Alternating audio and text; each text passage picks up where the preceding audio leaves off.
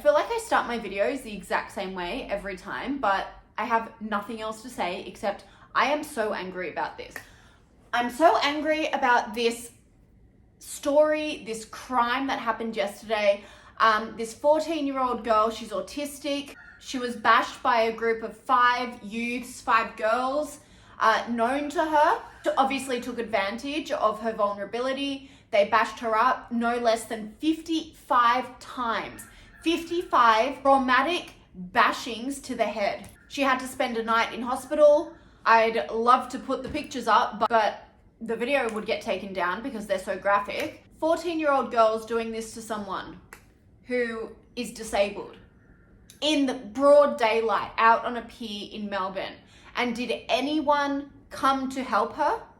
One man, after 55 punches to the head, one man came to her rescue, which is when the girls got scared and ran away.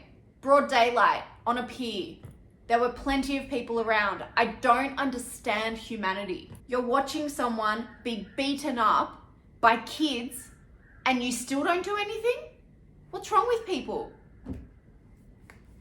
Anyway, these girls still haven't been charged, and it's not like they can't find them. It's not like they're on the run. There are very clear pictures of them all over the internet, but they're just not charged. They're not charged because of a whole host of reasons. I mean, look at this picture. Need I say more? It's the same story. We've seen it so many times. I don't want to bring race into this, but how can you not when there's a common thread? There's a common thread throughout these heinous crimes. This poor girl, as I said, spent a night at the hospital, but her emotional and mental wounds are going to take a lot longer to heal. She doesn't want to leave the house. She doesn't want to go to school anymore, and who can blame her? She's autistic, so she obviously has troubles to begin with. And now add this to everything. Her mother is absolutely devastated. What can you say? The worst part about it is we all know what's going to happen to the perpetrators. Absolutely nothing.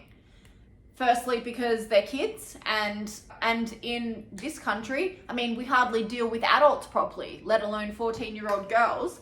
What's going to happen to them? They're going to throw them in jail? God, no. They'll let them go. They won't even charge them. They won't even speak to them. Oh, and let's talk about the parents. No point even trying to discipline the parents because they're probably even worse than the kids. They're probably out every night and the kids are left to raise themselves. Honestly, I don't know why some people procreate. There should be a minimum level that you have to satisfy to become a parent. A minimum level of being able to exist in a society without trying to ruin it. Sorry, I'm rambling here. This video has absolutely no structure, and it's not going to, because these ones make me really mad. They make me mad because these are always preventable. I always talk about these things. These, they're not murders, but they're still significant. And one by one, they add up. And before you know it, you have the state of Victoria where the gangs are running the asylum. The youth gangs. The worst part about this is that they keep doing it because they're not scared. These kids aren't scared. And then they tell each other that you can go out, you can do whatever you want, and you don't have to be scared about consequences because there are none. The police don't do anything. I mean, the worst they'll do is they'll take you back to your parents. When your parents don't care, why do you care? Their parents don't care about them, the police don't care about them, the state doesn't care about them, the judiciary doesn't care about them. No one cares.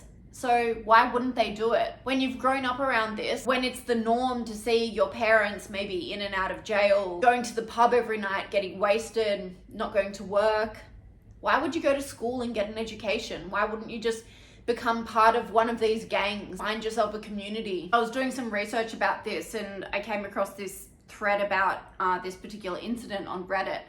Now, I know Reddit's a bit how you're going, but take from it what you will. Check out this post. Someone made an account just to say this. They said they work in child protection. They said these young people will get almost no repercussions. They will be referred to child protection and youth justice. Child protection will do nothing to benefit the young people and refer the parents to a parenting skills service that they will disengage with as soon as child protection closes on the family. Youth justice will supervise the kid. These kids weren't in remand, so there likely won't be any bail conditions, not even a curfew for these kids. Basically, nothing's going to happen. And, you know, I do believe that because we've seen it time and time again. The reason there is such a bad youth crime problem in Victoria is because nothing happens to them.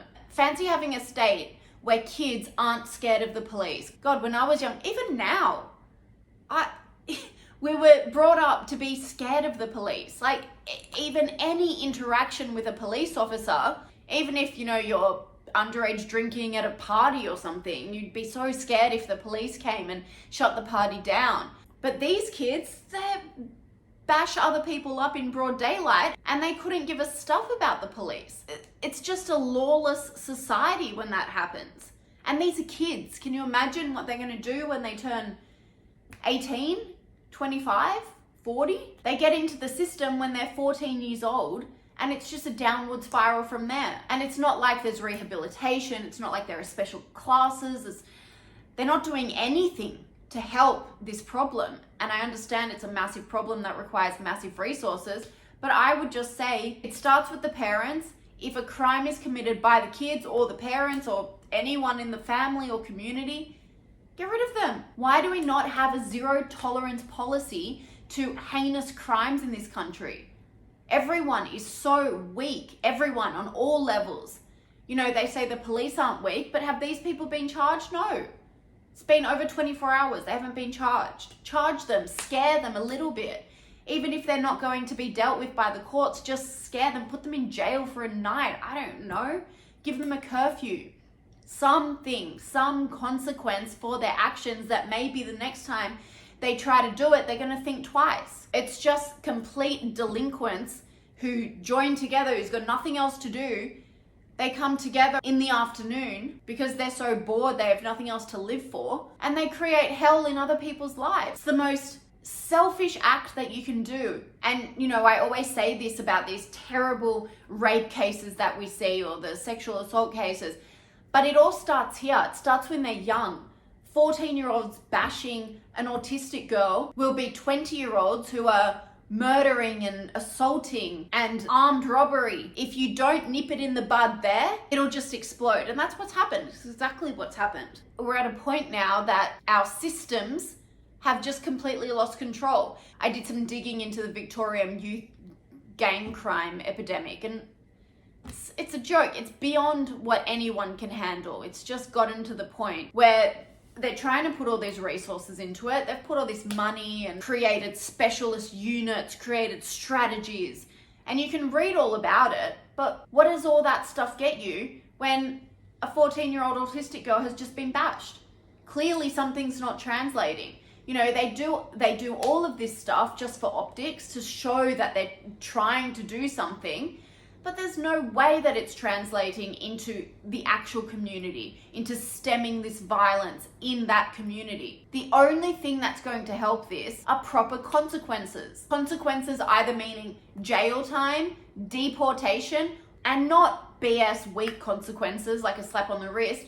Jail time or deportation. That's it. That's the only two things that's going to scare this community enough to do something about it. For the elders to say to the younger people, look, we're going to get sent back if we don't pull our socks up here. Stay on the straight and narrow. Don't F this up or you're going to bring great shame on our family. That's all it's got to be. They've got to work out what's valuable to them and then take that away from them if they do something wrong. It's like the kid that wants the iPad, but if they do something wrong, they get the iPad taken away from them for a week. You think that kid will do anything wrong again? No, of course not, because they want the iPad. Exact same thing on a bigger scale. Get rid of them. We don't need these people in our country if all they want to do is terrorize us. And if they're from here, straight to jail. It doesn't have to be for a long time if they're kids, but they need to see that there will be consequences for their actions if they keep doing this down the track. But of course none of this will happen because, as I keep saying, the judiciary is weak in this country. They're so scared of being called racist that they would rather a 14-year-old autistic girl have to be almost bashed to death than take dangerous bullies off the street.